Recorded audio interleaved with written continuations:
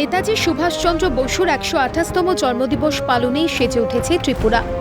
বৃহস্পতিবার সকালে আগরতলার মহারাজগঞ্জ বাজারে নেতাজি মূর্তির পাদদেশে পুষ্পার্ঘ্য দিয়ে প্রদীপ জ্বালিয়ে শ্রদ্ধা জানান রাজ্যপাল ইন্দ্রসেনা রেড্ডি নাল্লু। প্রতি বছরের মতো এবছরও আগরতলায় নেতাজির জন্মজয়ন্তীর মূল আকর্ষণ ছিল নেতাজি বিদ্যাপীঠের বর্ণাঢ্য র্যালি। বৃহস্পতিবার এই র্যালির উদ্বোধন করেন রাজ্যের মুখ্যমন্ত্রী মানিক সাহা। তারপর শোভাযাত্রা আগরতলার বিভিন্ন পথ পরিক্রমা করে। স্কুলের ছাত্রছাত্রীরা কেউ নেতাজি সেজে, কেউ রাধাকৃষ্ণ সেজে বাজনা বাজিয়ে প্ল্যাকার্ড হাতে শোভাযাত্রায় অংশ নেয়। ঘট বরণডালা ছিল ছাত্রীদের হাতে। বলতে গেলে ভারতের প্রথম যে সরকার, বলতে গেলে উনার নেতৃত্বে, উনার প্রধান হিসাবে এই আজাদ হিন্দ সরকার সেখানে গঠিত হয়েছিল।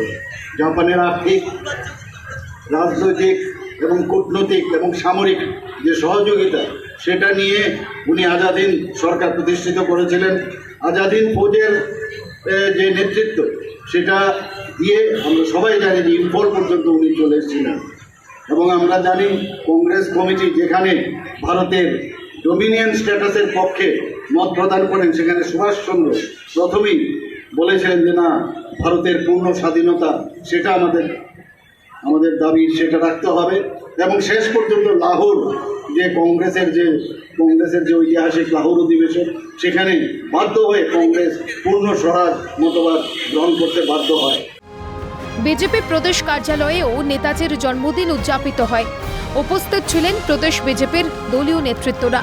ত্রিপুরা থেকে রেশমি দেবনাথের রিপোর্ট, ক্যালকাটা নিউজ।